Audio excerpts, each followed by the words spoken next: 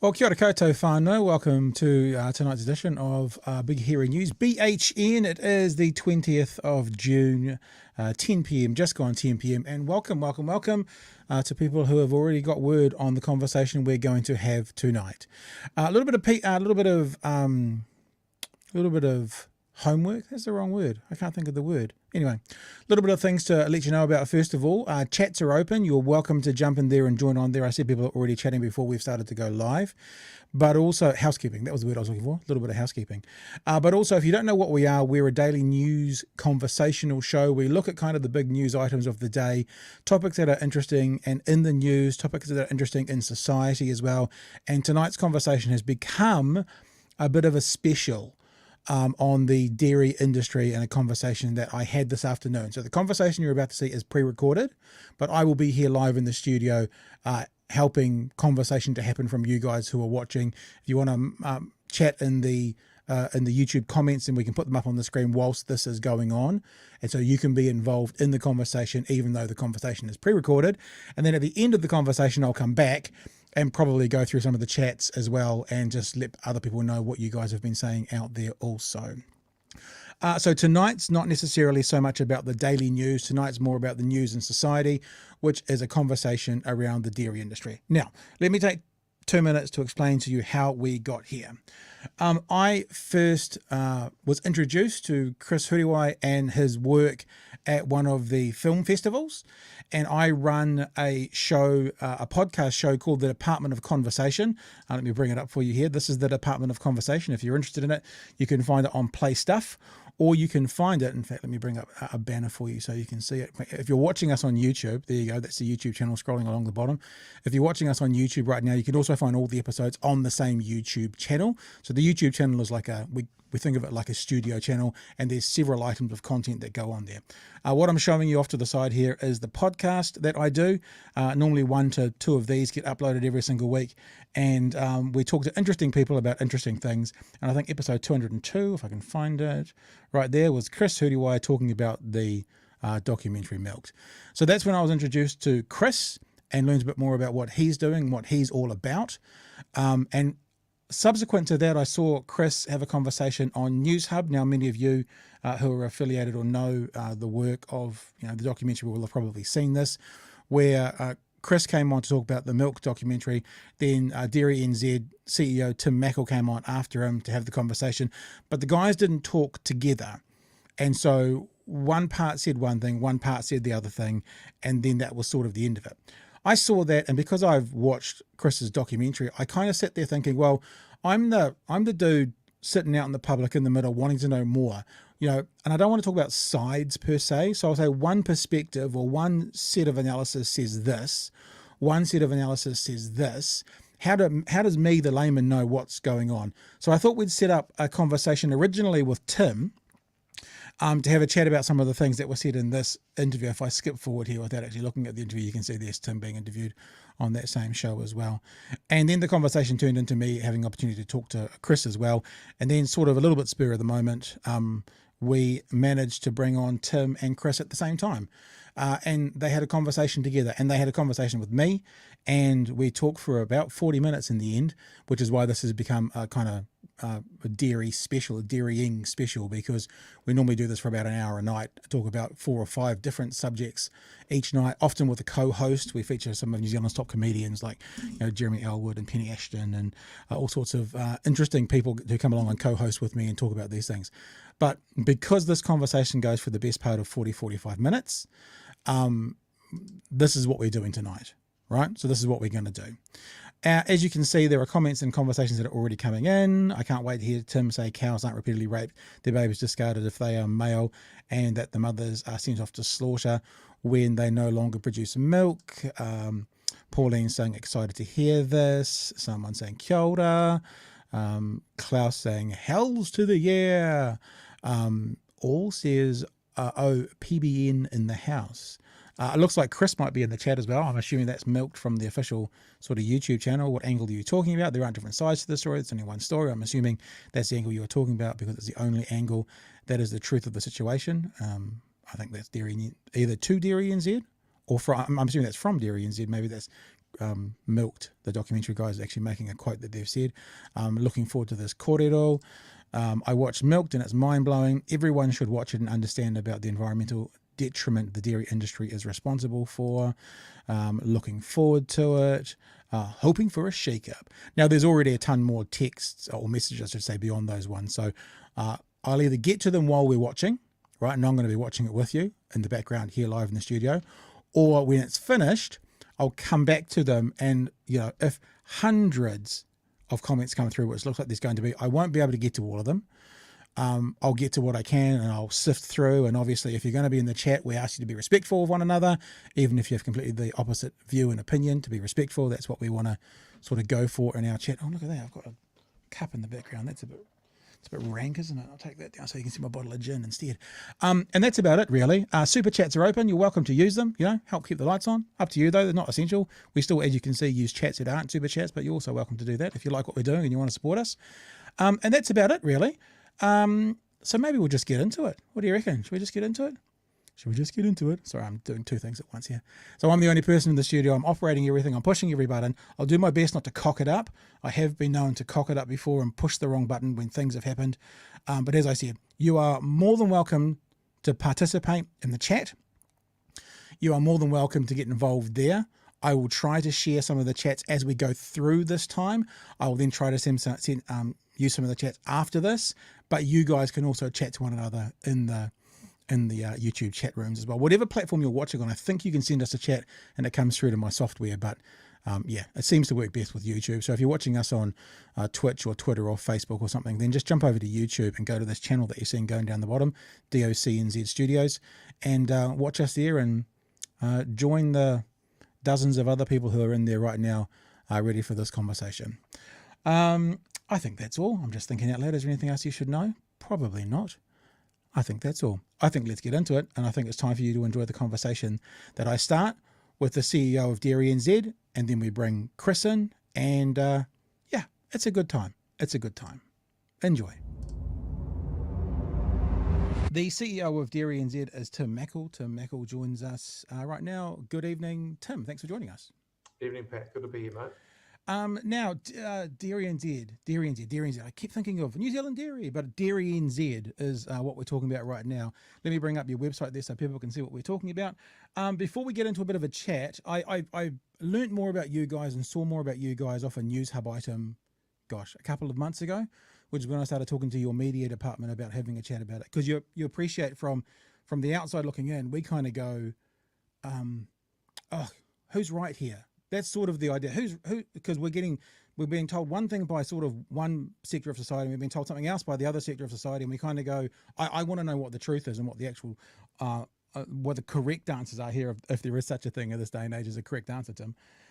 So we reached out and said, do you want to come have a chat with us? And we'd love to talk to you and find out more about this, I don't know if you call it a growing conversation around dairy and the impact on the environment or community or whatever. So anyway, that was the genesis of why you were on the AM show doing this story here with a conversation with Chris Huriwai from the Milked documentary. So that's who you are. Now, what I like to always do with groups who represent an industry is find out a bit more about that group in 60 seconds or less, because then that tells our viewers and our listeners who we're talking to and why, sort of thing. So what actually is Dairy NZ? So Dairy NZ, it's an industry good organisation, and so by that we're here to do good for our sector, for our farmers. We're owned by farmers. It's kind of like a cooperative, really, Pat. So that's what, and really when you think about our history, you know, ever since the first shipments of dairy went overseas, the UK. Farmers have had to work together, collectively, particularly with the perishable product. So it's kind of an extension of that, really, is working together collectively to solve problems and get better.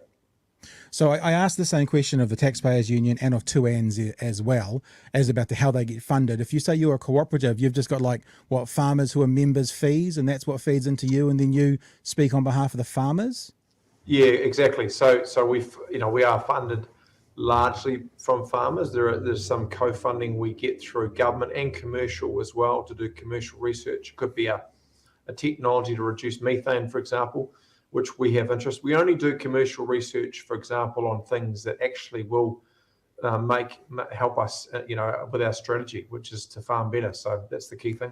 So that means, I always think about in business, your customer is who signs your check. That means your customer is the farmer. Is that right? Yeah, absolutely. Yeah, every dairy farmer that pays a levy, every dairy farmer that produces milk, and gets a check for milk, they pay a levy to us through the dairy companies. It's under the Commodity Levies Act. And there are several others like Beef and Lamb, and Potatoes NZ and Hort NZ.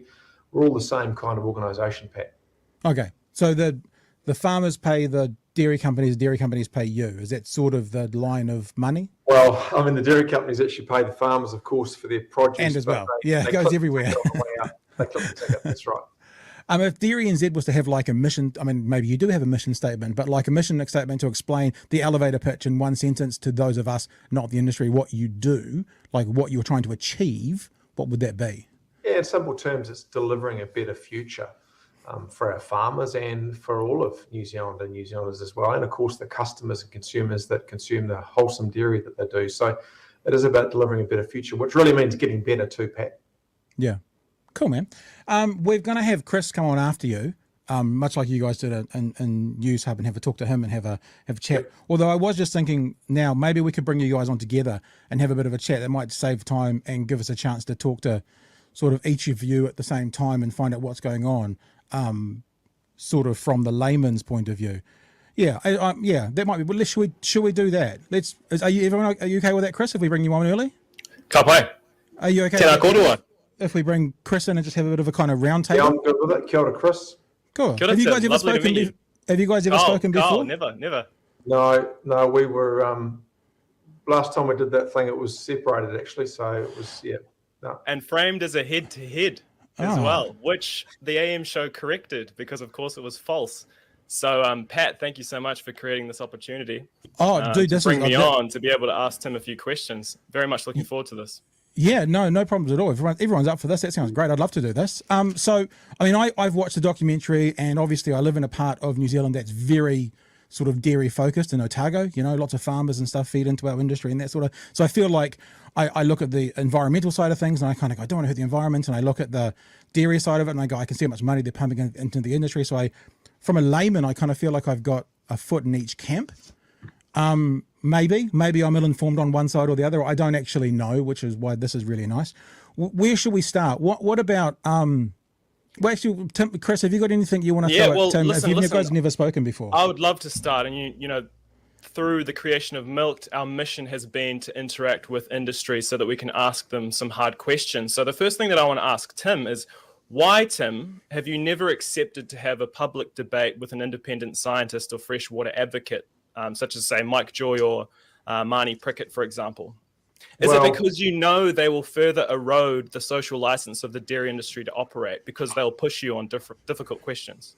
Yeah, look, I think there's two things here. Is that I think the first thing, Pat, would be happy to be on here with Chris, but the reality is I'm here to be interviewed by you. So I'm not here to be interviewed by Chris, and Chris might feel like this is payback for what the AM show did to him, but I don't play with that kind of bat. I play with the straight bat. So let's keep it to you. Well, how about we reschedule this? And we can have a discussion. You can be well prepared. Why don't you stop interrupting and let me answer your question, Chris? Second answer to the question is, point to me, to the public, the request to have a debate with Mike Joy or with Marnie. I know Marnie personally. I sit on a committee with her. She's never mentioned it to me. So can you put your finger on an invite from them right now to back up? Well, I was talking to Mike this morning. This is actually a question suggested by Mike. So it's not actually an invitation.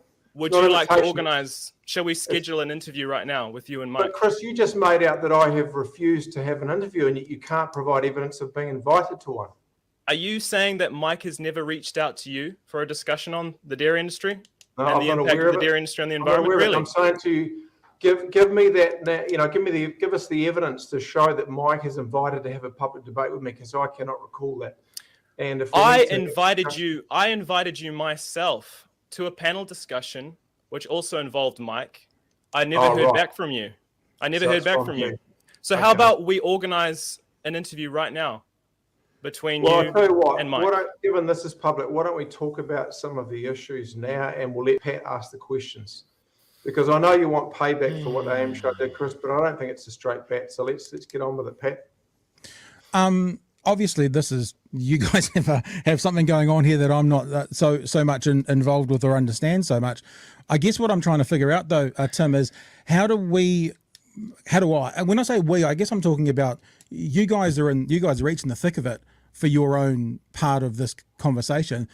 Probably 99% of us aren't. We're on the outside looking in. And like, for example, one of the things I think Chris has said in his documentary is about, I guess, the damage being made to the environment by farmers. Well, okay, let me ask you that question then, Tim. Are the current dairy practices in New Zealand environmentally aware enough? Are they actually doing well enough with, or are they harming the ecology too much? Like, where is that? Like, one of the ones, I'm sorry, I wasn't, I was ready for a bit of a general conversation, but you guys are putting specific names out there that I don't know, so I can't really participate in that. But one of the things I think I remember from the documentary was the average size of a dairy farm around the world is something like 4 cows, and the average dairy farm in New Zealand has 400 or something like that. Is that a sustainable practice, and is that good enough for the land that those cows sit on?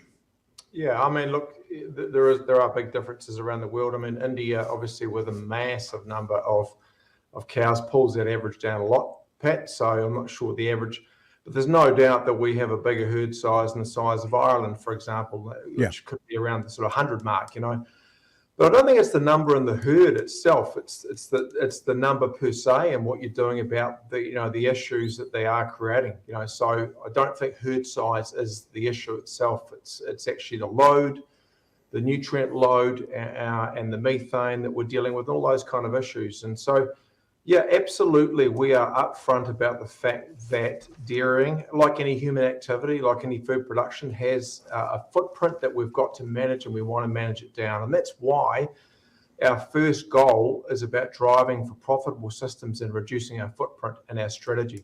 So we actually want to reduce, our footprint, and we've got a heck of a lot of work going on to do that. So, I absolutely own the fact that we have a footprint, and in some catchments, it's much more significant than others, and we've got to address that. And that's why we've got catchment work going on. So I don't think that we would debate at all the fact we've got, issues we've got to manage. It's really about, how you get there and the severity of those issues we might So let's pause there, because sometimes when I hear people speak, they say big statements like, we've got issues there to manage. What are the biggest issues in dairy industry in New Zealand to manage, do you think?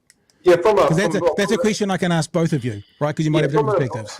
From an environmental footprint, then it really is. Obviously, the big topic at the moment, the last 6 months, has been climate change. So, agriculture as a whole in New Zealand is roughly half of the emissions of New Zealand's total emissions on a CO2 equivalent.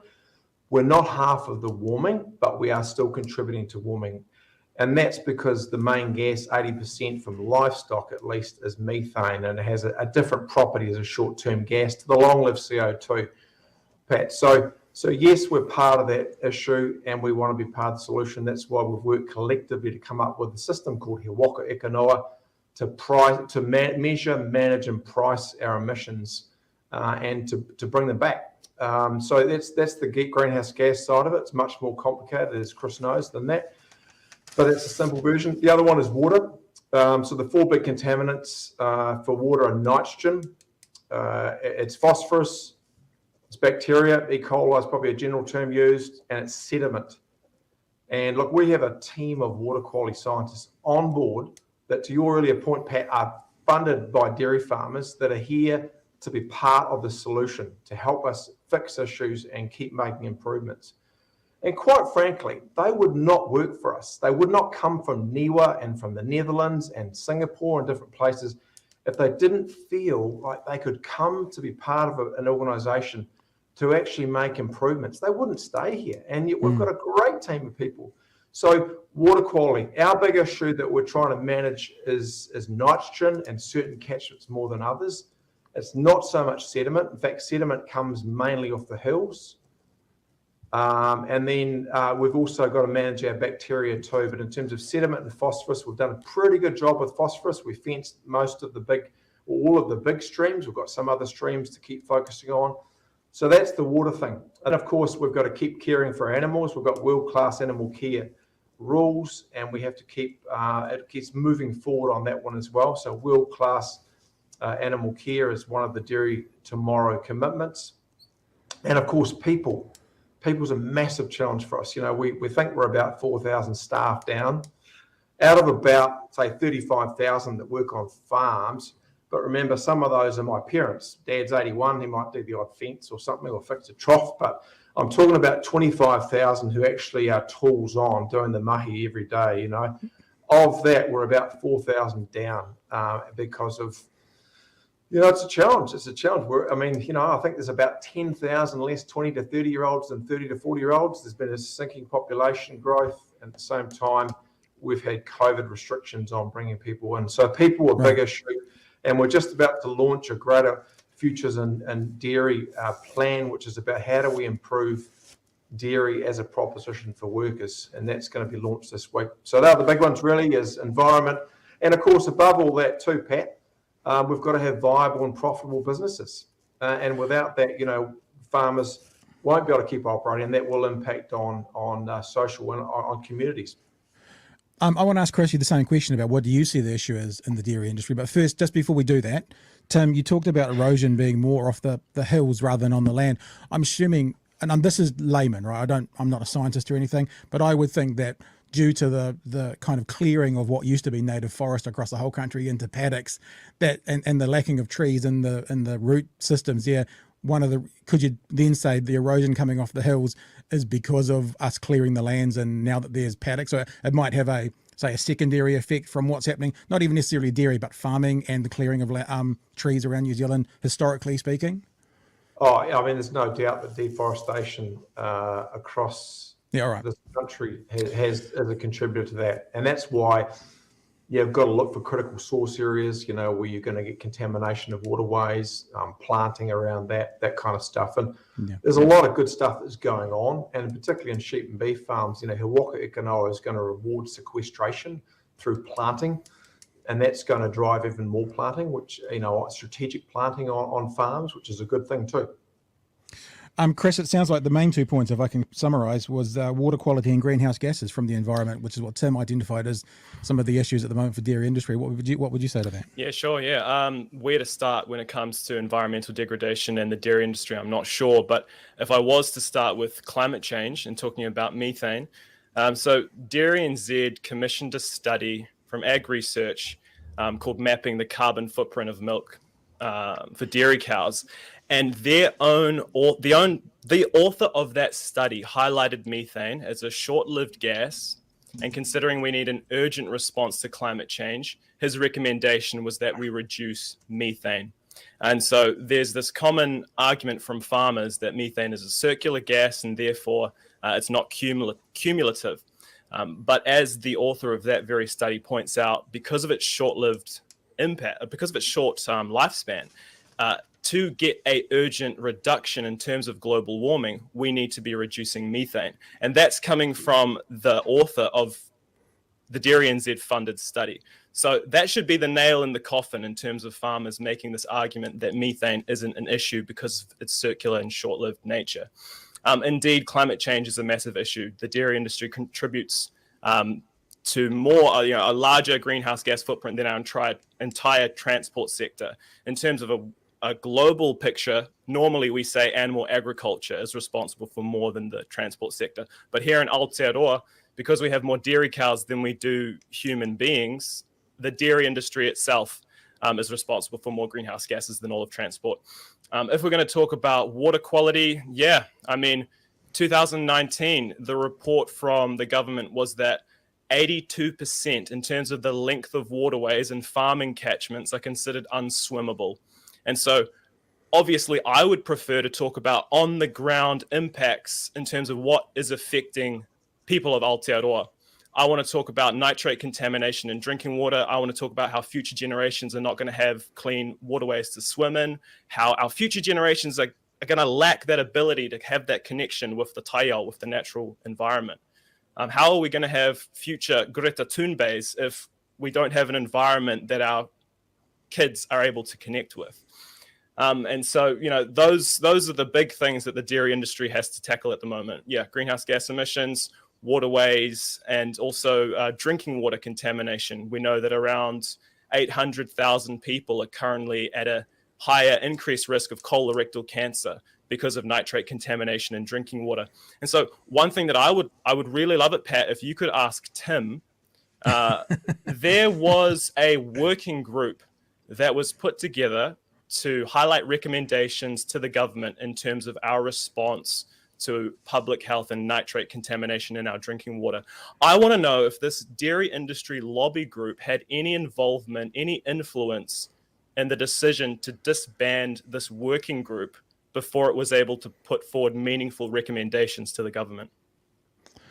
I think Tim said that the questions have to come from me, but Tim, if you want to respond to that, you're more than welcome. Yeah, so a working group to look at what specifically, Chris? Nitrate contamination in our drinking water. I'm not aware of that working group, so there's your answer. So, and look, I know you call us a lobby group, and I know we do advocacy. You're a lobby group. You're a lobby group. But the reality is the bulk of what we do is research and science in service of farming better. We do a lot of work as well, working with farmers out there. We've got a team of 60 people that are out there helping farmers and those who support them to farm better, to address the issues, Chris, that you've just highlighted. But no, I'm not aware of this working group you're talking about. So, no. So, all right. No, I'm happy with that. Would you encourage the reformation of this working group? Because it's your farmers who are drinking this water. So what we have done is we have mentioned to MPI, and I don't know whether we've got as far as MOH, because typically we work through MPI to get to MOH, particularly given that what I've been involved in with COVID in the last couple of years, to actually welcome the government to look into it, because we don't believe the evidence, and neither did the Colorectal Society in New Zealand believe the evidence was strong enough coming out of that Danish study to say unequivocally there's 800,000 people at risk in New Zealand. So, look, honestly, and we believe that we should address the issues with science. And if, I think, Pat, this is one of the guiding principles. We are an evidence-based organisation. And if we're part of the problem, then we should jolly well be part of fixing it. And that is our philosophy. But Chris, if the science is not strong and it's not clear, then we need to keep working at that. All right? So that applies to a lot of things.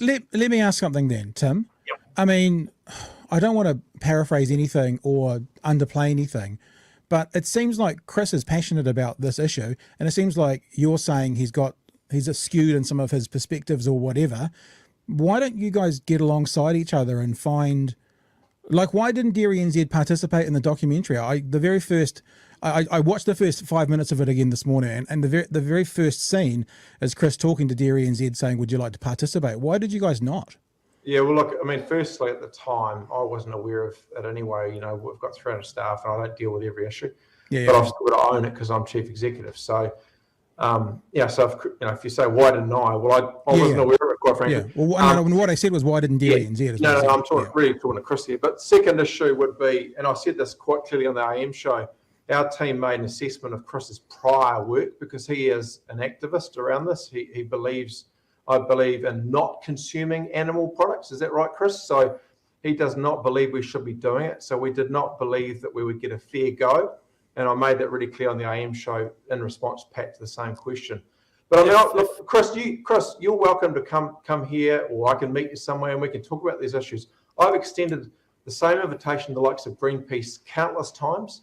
They've been here about 8 years ago, and that was the last time we connected. But we deal, Pat, with many NGOs Environmental Defence Society, Fish and Game, Forest and Bird. In fact, we just had a podcast going out, a webinar, I should say, to farmers and anyone who wanted to sign up for this week. And we had Fish and Game and Forest and Bird as part of that, talking about what are some of the issues we've got to collectively solve together. So we're quite open, but what we do want to see, Pat, is the science being represented well, because we're an evidence-based, and that's what the public deserve. They don't deserve scaremongering. They deserve to know. And when the chair of the New Zealand Colorectal Society comes out publicly and says, we don't think there's anything in this study, there's not enough evidence to say there's a link between it, why would you keep pushing that unless you want to get rid of us? So that's my challenge. Was that a quote, that they don't think there's anything in this study? I can get it for you. It's not. I'd love you to. Of course it's not, because they'd never say that. It's epidemiology. It's to highlight red flags. If you look at Tim Chambers and all of the others working on nitrate contamination here in Aotearoa, these studies were never put together to be unequivocal. They are red flags to determine that it needs further investigation. Although you just said there's 800,000 people who are at risk from this. Potentially at higher risk of colorectal cancer. Okay. Yeah. And so in terms of what you said about my veganism and animal rights, I would never mandate or determine what anyone should or shouldn't eat. What I'm interested in is getting the evidence out on the table so that people can start making informed decisions. Okay. Well, so I welcome your suggestion to come into the office. I'd love to bring a couple people with me, maybe a camera, maybe a recording device, so that we can share our findings with the public. Why not? So we don't need to grandstand, Chris. We just need to sit down and have a korero, mate, and talk about it. That's the first thing we should do, is not go out and drum up, movies, but actually come and sit down and talk about it. Hey, let me jump in here, because I want to ask something. I'll take you up on that, Tim. I'll do it. Good. I want to ask you, Tim. I mean, I'm assuming you've seen the documentary, because I think in the AM show you called it a movie, not a documentary. So I'm assuming you've seen it. What's wrong? What were the things that Chris was saying in there that was wrong, that was inaccurate? So look, there were facts in there that I'm not going to dispute, like the fact that the dairy sector has a bigger carbon footprint than ExxonMobil in New Zealand. Well, no. Shit, Sherlock. I mean, to be frank, look, so Chris, this is where the problem is. They've misrepresented facts and skewed the narrative. So yes, New Zealand has the largest of any of the developed countries contribution of its carbon CO2 equivalent, not warming, because remember, warming is a lot lower than 50%. We have a much higher profile than any other developed country. It's because we've got a small population, so we don't drive very much, Chris, really, to be frank.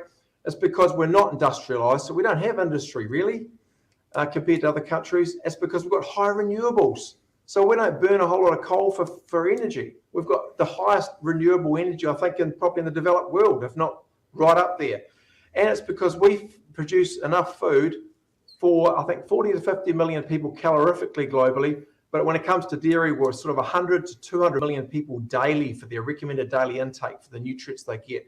So we're producing a whole lot of food for the world. So all those reasons sum up to the fact that we have a much higher emissions profile than anyone else. But did that narrative come out? Did the narrative about methane and the 12-year life cycle and the significantly lower warming impact compared to emissions come out? No, it didn't, Pat. So, the scientists out of Oxford and out of Vic University and Canterbury estimate that the current metric for estimating the warming impact of methane could be overestimating its warming impact by 3 to 4 times.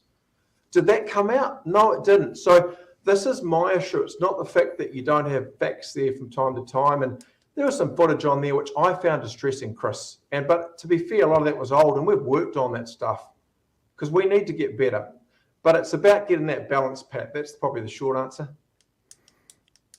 Chris, do you want to respond to any of that? Oh, well, I appreciate what Tim is saying in terms of we need to get better, but this is the usual narrative that we hear from the dairy industry. We need to get better. We need to make a plan. We need to support another working group. What I'm interested in is what we've actually achieved in terms of better outcomes. In terms of nitrate, we need to see a reduction of leaching and nitrate contamination into our bore water. People with risks of colorectal cancer, blue baby syndrome, those are serious health implications that are affecting our people right now. it's okay that we talk about climate change. It's a serious issue, but we have health implications that are being influenced by our intensive dairy industry that are affecting people on the ground here today, right now. And so we need urgency around it. We need immediate solutions to problems that are harming us today. And so I want to know from the dairy industry, what are they doing to reduce nitrate contamination in our water?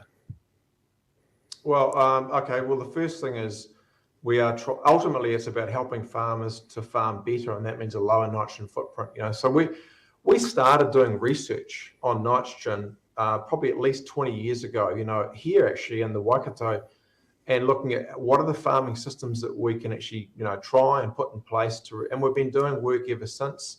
So there's the research side, Chris. There's also the helping farmers know their numbers. So all dairy companies, have got this. Well, Fonterra's got the nitrogen surplus number. It's about starting out and helping farmers understand, look, how do I cut back and make sure that I'm being more efficient? There's a whole raft of things. There's actually planting, for example, riparian planting. And so that was part of our water accord as well. We're looking at not only sort of better future farm systems, but actually sector scale solutions too. So we just launched a wetland guide, and we worked with NIWA on that, and we developed, and farmers and other scientists, to work out how do we construct wetlands, on rural properties that actually really make a difference, that can filter out like the kidneys, analogous to us, of a waterway, and do it in a way that you're strategic, not just one farm at a time, but capture that. You've got the Pomahaka Water Catchment Group down in Otago, where farmers are working together collectively to reduce their footprint. So it's sort of action on the ground. Ultimately, it starts with science and ends up being action and in communities. So we're big believers of working in communities, and we know we've probably got a way to go in that space and keep working. But I think that's the key. You can have national rules and bottom lines, but the action happens locally, and that's where we've got to focus. I've got one more question to ask, really, and then I'll see if you guys want to wrap with any statement or comment or whatever. I'm like, this feels like, I was going to say as well, I run this other product called Elephant TV. We're a debate show. We actually are a debate show. And you guys, and you're talking about invitations to debates, Chris, and all that. So I'll write to you both after this, as long as you're both still talking to me, and go, maybe we can find a way to make this a more formal conversation about a specific topic, because it sounds like to me, Chris, the nitrogen's a really big thing for you. Maybe there's a way we can turn this into something that will inform more people watching. But what I wanted to ask you, Tim, specifically, was you said on the AM show of milk that it was, quote, one of the best foods you will find. That was a quote from you on the AM show. I just wanted to know from a consumer, what's your metric for that? Because it's a broad statement, but what does that actually mean, and how do you measure that it's one of the, quote, best foods you will find? Yeah, I mean, look, at the end of the day, I've got a PhD in nutrition and that kind of stuff. So I'm not a climate scientist, by the way, but I've gleaned quite a bit on that. So, I come from that background, and I know that as a complete food, it's absolutely one of the best, Pat. And that is why it is actually, has been used so much globally. As I said, probably at least half of the calcium, around half of the calcium that people are consuming globally comes from dairy. That's pretty important. And it's not just that it's being provided, the essential amino acids, for example, it's actually absorption. So science clearly shows that while some plants might get close-ish, at the end of the day, the absorption in the body of micro and macronutrients is superior coming from milk and actually from meat, Chris, actually. So, I'm not saying we've even got things we've got to resolve and keep improving, and I've made that really clear today, but actually the nutrition provided is significant. In fact, there was a Scandinavian study that was done at least 10 years ago, Pat, that showed that soy milk has double the carbon footprint as dairy does when you compare them on a nutrition provided basis. Right. When you compare them on a litre versus a litre, well, yeah, but when you actually say what is provided in here in this dairy in terms of, the protein, the fats, the essential amino acids, the riboflavin, B12, and so on, the calcium, when you compare it on that basis, then dairy is a very, very nutrient-dense food. So that's the key selling point. Do we need to keep working on our footprint? Yep. The good news for New Zealand is we have the lowest carbon footprint globally, but it doesn't mean we can rest on our laurels. We want to get better. And that's why we're investing in technology to improve on that position and keep working at it. You know, this Huriwai Kanoa is a world first. No other country. I had a webinar with the Irish the other night at 10:30 at night because they're fascinated that we've got out of the blocks with this new system to measure, manage, and price emissions, to manage them downwards and get even better. They're fascinated by that. And I think we should be proud of that, Pat. That's something as Kiwis, we're proud that we're getting out of the blocks quick. Look, thank you both for being available for this and having a probably longer than you were expecting. I guess for me, Tim, I want to understand more from all perspectives. And when I hear lowest carbon footprint, it sometimes sounds a little bit like the skinniest kid at fat camp. You know, it depends if that lowest carbon footprint is still horrific for the environment or not. And I'm not saying that's what you're saying, but that's the thought that comes into my head. So I kind of want to see the raw data and compare it. That's what and I'm a numbers person, so that's what I will try and do. Including the nutrition, Pat, right? Because totally. If you think about if you were going to feed the world, how would you do it to optimize the nutrients that need to be provided for health and do it in the lowest footprint way? Yeah. Like I know a little bit about bioavailability within foods and that kind of stuff, and I'm not in the same camp as Chris when it comes to vegan. I love my steak. I get that. But I guess, Chris, I don't know if you're literally pulling your hair out there. I don't know quite what's going on, but I'd like to give you both a chance to kind of wrap up with a statement or a comment or whatever if you want. It's not a debate. This is not a debate. I didn't set this up as a debate. I'm happy that you both agreed to have a bit of a chat together now. Well, and I think both for that. I don't know what's going to happen either, but I'm happy with that. That's all cool. Yeah. We'll all right. Yep. But do you want to, Chris, we'll give you the last word, Tim. It seems only appropriate. But Chris, if you want to finish with something. I'm going to have to respond to a few things that Tim said. You know, in this efficiency argument, we're efficiently producing a lot of emissions. We have a huge footprint, and we need to be looking at the scale of the footprint, not at how efficiently we are producing that footprint.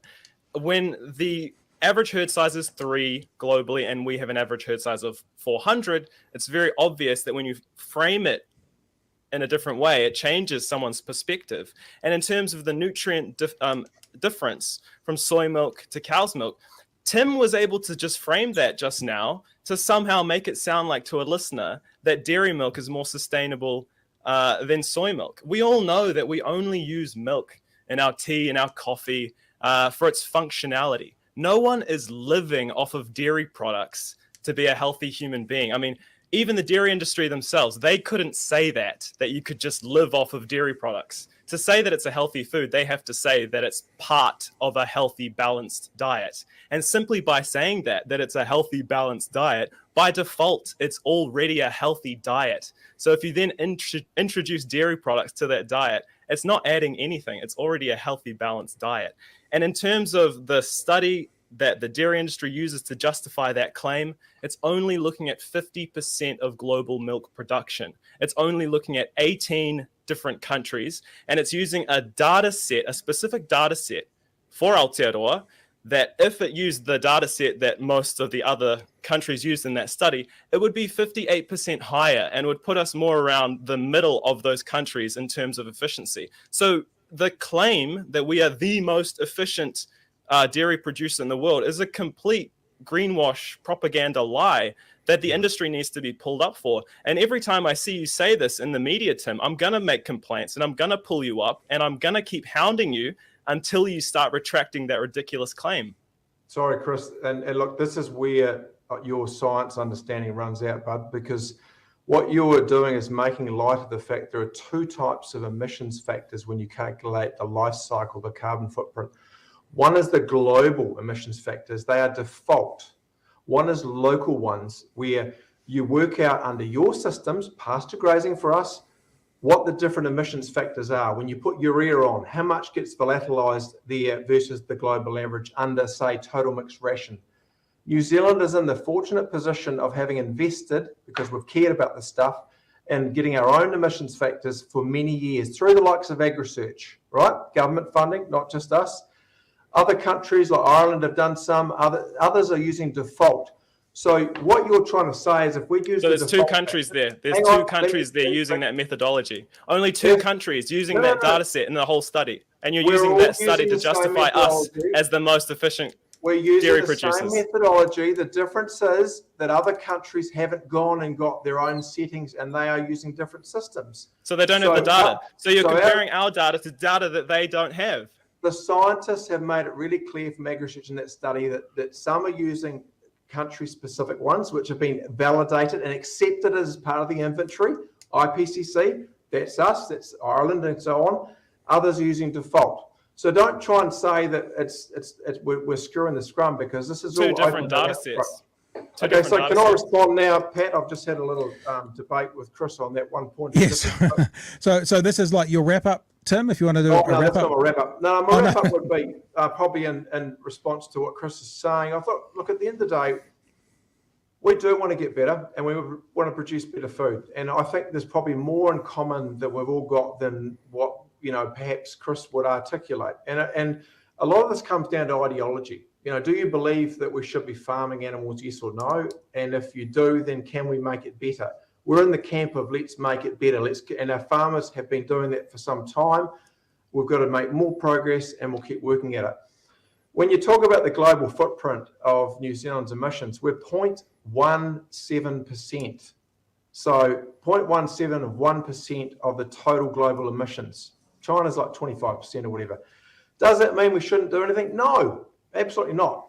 But for goodness sake, when people start saying, we're going to solve the world hunger and peace by what we do here, that's just getting a little bit of out of perspective. What we've got to do is make a significant or a contribution. Now, the interesting thing is our customers want us to help. They are making commitments themselves. Nestle, net zero by 2050. And they're turning around and saying to the likes of suppliers, what are you going to do to help?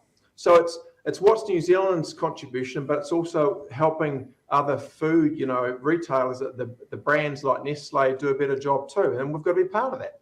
But I think we just don't want to overblow it, Pat, that we will solve everything, because at 0.17% of the globe's emissions, we all need to help, but it won't solve it overnight. So we'll keep working at it. I'm keen to meet with Chris. The request I'd make is he puts aside his ideology as to whether we should farm animals or not, and just focus on whether or not he believes we're doing enough to improve what we're doing and getting better. That would be my request.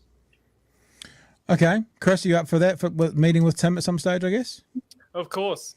And I just have to say, I haven't really brought up animals at all, Tim.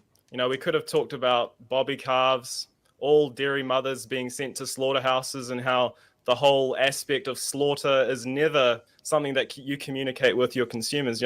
Why don't we take people into slaughterhouses and show them what happens to spent dairy mothers? But anyway, I didn't bring that up. You did. You made me go there, okay? And so I'm happy to have these conversations and talk about what was my focus, which was nitrate contamination in our waterways. And I would have loved for the conversation to have stayed there. And I'm happy to have these conversations in the future. Absolutely. To stick on to these. I'm more than happy to do that. And I would love to have more interactions with you, Dairy NZ and Fonterra, so that we can start coming up with some solutions. Because I know us butting heads over and over is not going to get anywhere. So I'd love to sit at a table and have this discussion with you in the future. I think from my side of things, being the consumer, I mean, Chris is vegan. I don't have a lot of milk in my life, but I do like some cheese in my salads, and a little bit of. I don't really do ice cream anymore because I'm on a bit of a health kick. But I hear. I don't know Chris. First of all, Tim, this is nothing like that. I don't know Chris. He's been on my podcast when his documentary came out, because that's what I do. That's not this show. That's a different show. But I don't know Chris. But what I hear in his voice, I don't want to sound naive. You might roll your eyes, Tim, but it sounds like someone who's that passionate about doing things the right way, even if you think it's too far at the minute. His perspective would surely be useful to help you guys get to where you want to go. It's like that. It's like that one guy in the basketball team that wants to train 10 hours a day to be the best you possibly can. It becomes a bit of a pain, but actually they make the team better in the long run to be pushing that hard. Do you know what I mean? Yeah, I do, and I get that's absolutely valid, and I'm sure Chris is. I know he's deeply passionate about what he does. The issue too, though, is that a lot of people are. I don't think anyone has a mortgage on being an environmentalist, and I'll tell you what, there are a heck of a lot of farmers in this country that are, and they do want to leave the land and the water in a better place for future generations, and I think that's what breaks their heart when they hear this stuff continually. So I agree. Let's put this stuff down and actually talk about it. Well, I think from my side, It's been quite nice that for a good portion of this, actually, if you guys do go back and watch this, when Tim's been talking, Chris has been nodding. When Chris has been talking, Tim's been nodding. I don't know if you guys noticed that, but I noticed that, and I wonder if I say good portion for some of the time. Let's be we won't put a percentage value on it, and I wonder if because I hear about the climate change and that sort of thing, the greenhouse gases, and I kind of go, for me, not that I'm closed off to that and think that's not worth focusing on, but the clean waters, clean waterways and that kind of stuff is something that I think all New Zealanders want for New Zealand. Almost forget the world carbon emissions and the world climate change, but I want my kids to be able to swim in rivers and grandkids to be able to swim in rivers. And I used to work on ZB. It was in the first part of this century, and there was still the debate going on around climate change. And I used to say very clearly, because some people were very anti the idea of fighting climate change. It's nothing to do with this conversation. It's just giving you the example. But I would say often, if we just attacked pollution, then actually that ticks a lot of those climate change boxes anyway. And it feels like to me, if we were to attack, I don't know, if it's called pollution, nitrogen in the water, whatever, runoff, whatever the correct terminology is, that would probably, without aiming or focusing on the climate change issue, tick some of those boxes as well. And our kids will be able to swim in those rivers. I don't know, just a thought. So, I think have we both wrapped officially? Do either of you want to add anything else? You're more than welcome to. I'm in no rush. You guys probably are. Yeah, I am. I thought this would be a quarter of an hour. And I'm sorry about that. Well, one thing that I'd just like to end on, thank you, Tim, for staying. And Pat, thank you for providing this opportunity for us to talk. I'm actually very impressed, Tim, that you stayed. I did not think that you would stay and continue this discussion with me. So I tip my hat, which is usually there, off to you in that regard. And yeah, I hope we can continue this conversation into the future. Thanks, well, Chris. I'm sure you guys have got each other's emails, or I'm sure at least Chris, you've got Tim's email, and I'm sure you can connect afterwards. But look, I thank you for both joining us. I thank you for staying around, both of you guys, and having an interesting conversation. I'm sure people will be intrigued by it. And we're done. We're clear. Thanks, guys. Alrighty, back live in the studio. So that was the conversation. There is one more part that I'm going to play. The conversation actually went on beyond that a little bit. And the reason I'm going to play it, I'll do it shortly, so stick with us for that, is it's only about another 2.5 minutes, but it kind of demonstrated to me, I thought, a lovely, I don't want to sound patronizing like all Pollyanna and stuff, but a lovely moment at the very end when we were chatting. I'm just queuing it up while I'm talking to you. I'll do it in a minute. About how both of these parties, if you accept what they're saying as fact, and you may or may not, this is just my statement. Both of these parties seem to want to do better, and I'll play that for you in a second. But before we do, there have been about 343,000 million messages come through. I've stopped looking through the messages, and since I've stopped looking through them, another 50 has come through. So I'm going to go through some of these messages that came through while that was playing. Apparently, I am both a shill for the dairy industry and to be congratulated for hosting this at the same time, according to various people. But we'll just go through some of the things that people have been saying along the way. And look, let me just say, actually, before I start putting these up, I really have gone through all the messages because I really did want to put out views from you guys.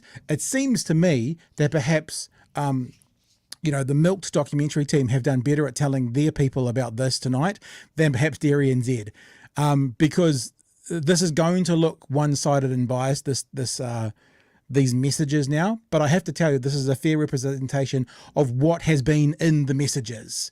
I'm not saying a fair representation of everyone who's seen this or will see this thinks, but to really being blunt with you, there's really been nothing pro Dairy NZ in the commentary at all. And I'm not saying that I think that's fair and accurate. I'm just being honest with you as to who's been in the chat. So if you are watching this from Dairy NZ or as a supporter of theirs and you're thinking, yeah, look at that, putting up those biased views, this is honestly a representation of what's been in the messages, okay? This is, as we've been going through, okay? A shock horror, happy cows on grassy fields. Let's talk about truth in advertising / labelling. The state of our rivers, lakes, and groundwater, drinking water in Canterbury is getting really, really bad. We need to stop using synthetic nitrogen to get cows off the land. Water is life. Even if cows were better for the environment, I'm confused as to why we would go through impregnating animals and drinking their reproductive fluids, fluids similar to eating bugs. For those who don't know me and haven't watched before, I'm also dyslexic. So sometimes I get a bit caught up in some of these text messages, but I'll do my best. Advertising that their scientists are funded by the dairy farmers is tantamount to admitting their studies are biased. Tim, this was pre-recorded, but thank you, jury. Tim, if the dairy industry is considered humane and wholesome, would you mind switching places with the cow? Sexually violated, stolen children, mastitis, murdered. Wayne says 25 to 35,000 farmers producing 50% of all the pollution. Cut cow numbers, please. Our water, rivers, and beaches are being destroyed and polluted. It's not grandstanding; it's open transparency. I think that was a response directly to bringing cameras into a meeting that these two guys are talking about having together. Dairy NZ seem to be. I'll start this again. Dairy NZ seem to be to our ecology what the NRA is to all the folk killed with assault rifles in the US. I hear parallels in logic. Some may find that offensive. I apologize if you do, but I guess Paul was drawing the comparison between maybe standing up for what he sees and others sees as some negative stats, perhaps. Someone says that was a clear sign. Helena says that was a clear sign of fear. You want to get rid of us. I'm not sure exactly what that was about. And this was to the conversation around climate change. New Zealand climate change footprint per person is higher in China's per person. I think Rebecca says something similar. Our per capita footprint, I think, is the fourth highest in the world. Methane is a very harmful gas. And this is where I start to get criticised a bit, which I kind of find hilarious. Why is Tim allowed to do all the talking once again? Because we had a conversation between two people. The forecast in the USA is... this was actually... I wanted to make sure we had this. This is talking about, the future of dairy, which Chris talks about as well in the documentary from memory. The forecast in the USA is dairy down by 27% and plants, milks up by 108% by 2023. Tim, you need help to help the dairy industry move away from dairy. Get that? Move. It's on the way out, mate. Accept the reality. Well, other than the perhaps aggressive finishing to that, Tanya... I think the point's been made by Chris. I understand that one of the things to help farmers is, when dairy is changing, to help them change with the times as well. Princess says, Pat, let Chris talk. SW, Pat, that was terrible. You didn't give them equal time to talk. I'm a mouthpiece of the terrible Pat. You didn't give Chris any time whatsoever. It goes on for a little bit. Apparently got a brown paper bag from Tim earlier as well. Thank you for that. Princess of Dragonstone, appreciate your thoughts. I'm showing my bias, Pat. I'm only listening to Tim, so apparently that was a part of it as well. And then of course people saying, hey, massive thanks to Pat. So it's kind of cool from doing this for a very long time. When you get both sides, criticism from both sides and both perspectives, that probably you're hitting it in the middle somewhere. Really great to have both guys turn up together today. Appreciate it, Pat.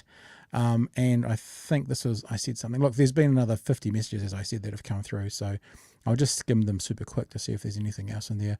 I particularly like the ones that accuse me of being a mouthpiece for the dairy industry. They're the good ones as well. Beautiful, Pat. Thank you. I've been trying. It's my new eyeshadow. And more talk about the future, I guess. Support farmers to transition, says Halissa. Dun, dun, dun, dun. Heck yes. DNZ, don't you dare look at nitro pollution from intensive water. 200 kilos nitrogen loss per hectare, I guess that's saying. We go on.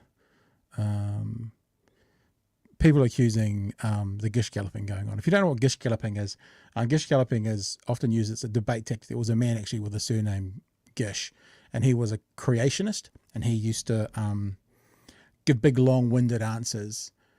The other way around. He'd give very short answers but do very big headlines. And then quite often when he was debating people who were scientists, it would take quite a long time to unpack what he'd said. So it's like what you see happen when there's a short headline said, and then it takes quite a long time to explain why that headline is wrong. So a gish gallop is you have to spend a lot of your time to unpack why that very short, simple statement is wrong. It gets used in politics a lot. People are talking about that in the text. I'm in denial about the climate crisis. I'm not sure if that's true, and I don't know how you got that, but Rebecca thinks that. I'm in denial. Very good. Well done.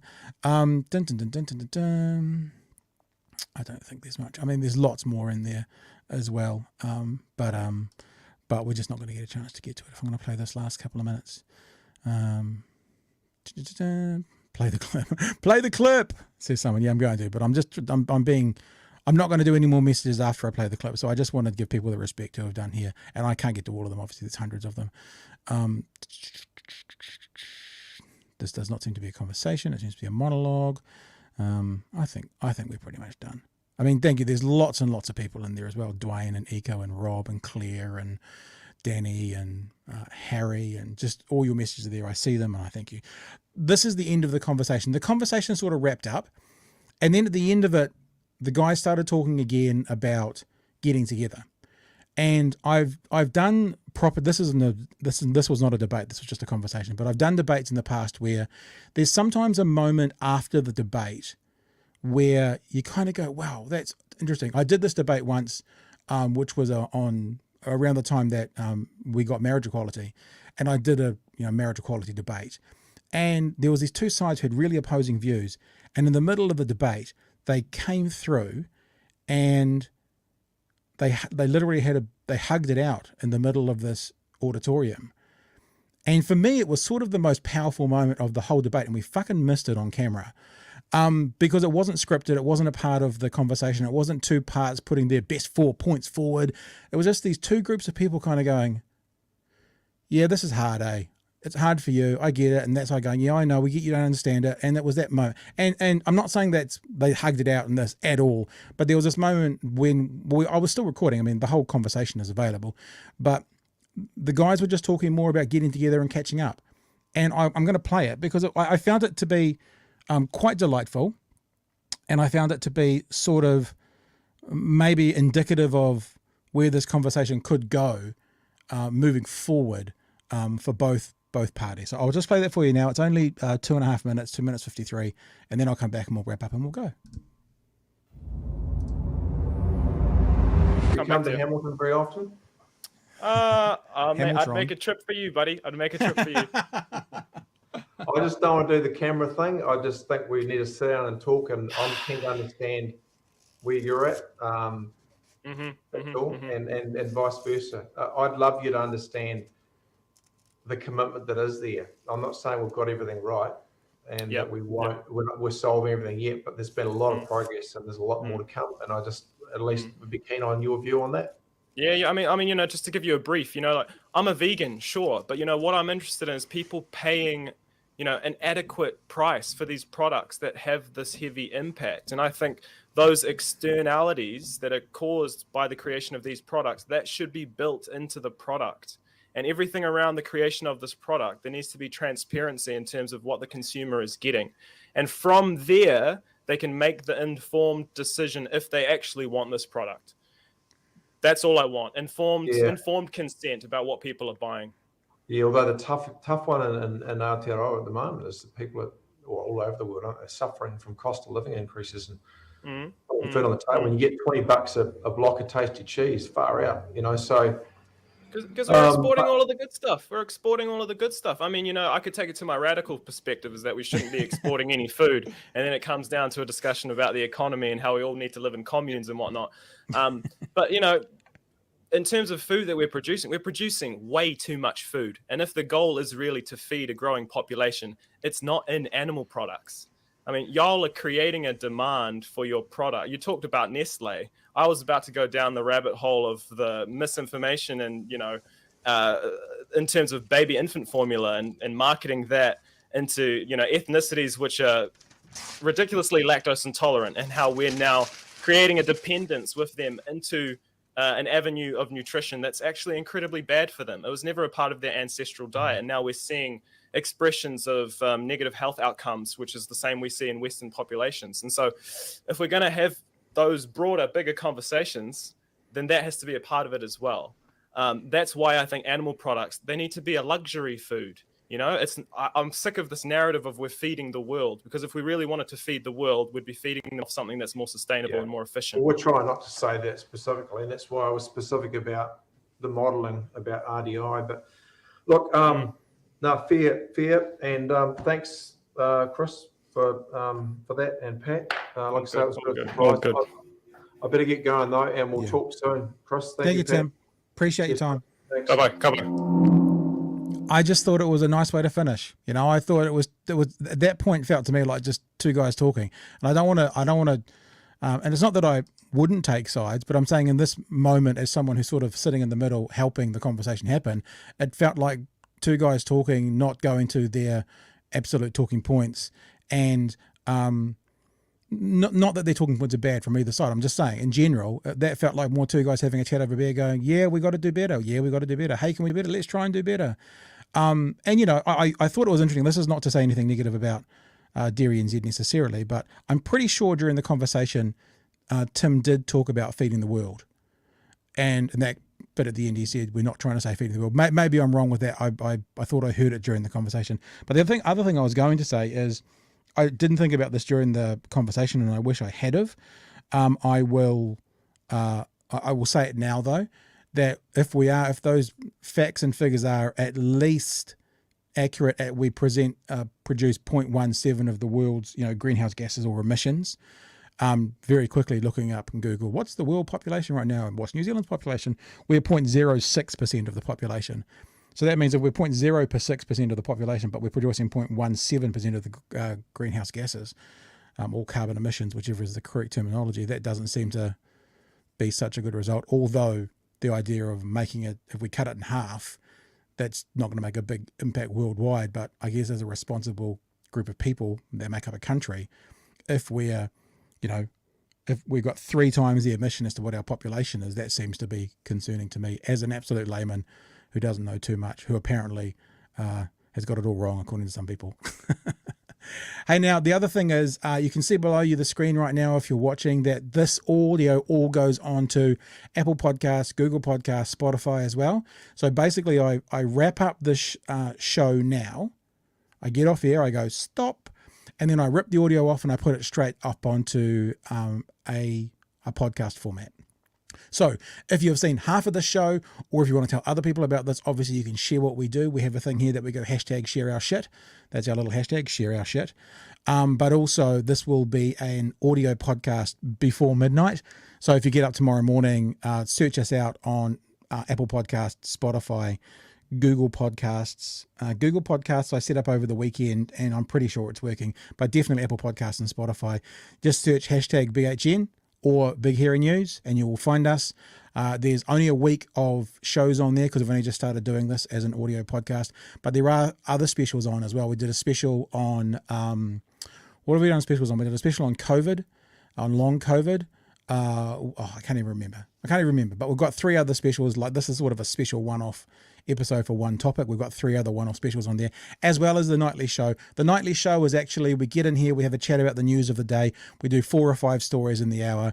And again, we love to get your input into that as well. There you go. All right, I think we're done. Thank you for joining in. I really genuinely do appreciate you being a part of the show tonight. It's been a great fun to watch you all chatting away there to each other, and to me as well. Thank you for being a part of this. We're done for tonight. I'm now going to go and rip the audio off and put this into an audio podcast. It'll be available within the hour, but maybe you can go and search us on these ones scrolling along the bottom of the screen now, and subscribe to one of those, and it'll be in your podcast inbox. Do you call it an inbox? Podcast feed, probably, when you wake up tomorrow morning. All right, team, remember, if you're watching us on YouTube as well, a subscription would be really appreciated. We're new. We're just starting this thing. We're trying to launch this thing as a daily news conversation. Go and have a look at some of the content on there. Go to the BHN or Big Hairy News playlist. And other than that, thank you again for being a part of the show. It's been awesome. And thank you to the 2 participants. And look, I'll say this as well, especially thank you to Tim, because for one reason, because it was kind of sprung on him that this was turning into a dual conversation. Like that, not that we had a steadfast agreement at the start, but when I dragged Chris into the conversation and checked it was okay with both people, I'm thankful that Tim said yes. So a big thank you to him for this. And of course, thank you for Chris for coming on board as well. And thank you to you for watching and or listening if you're on Apple Podcasts, Spotify or Google Podcasts right now. All right, team, we'll be back tomorrow night from 10 p.m. Until then, be safe. Thank you very much. Have a good night and hooroo.